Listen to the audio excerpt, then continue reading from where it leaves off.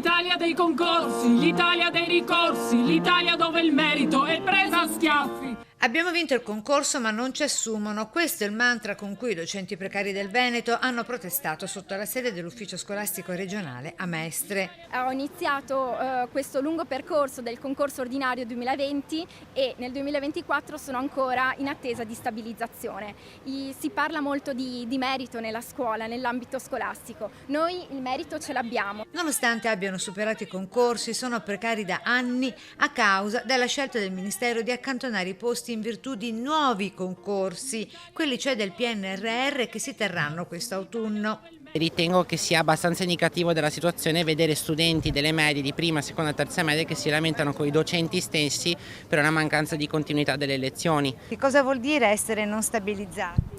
Vuol dire essere costantemente nella precarietà, non poter accedere a dei prestiti economici, ad offrire un'opportunità, diciamo, un orizzonte non solo a te ma a tutta la tua famiglia.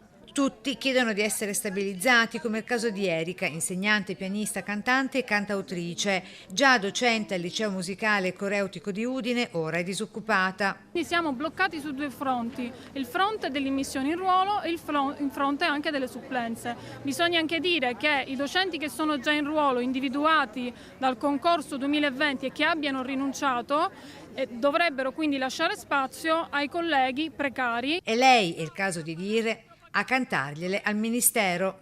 Il merito in Italia, scambiato per il pane, la lotta per la fame, un rancio da straccione.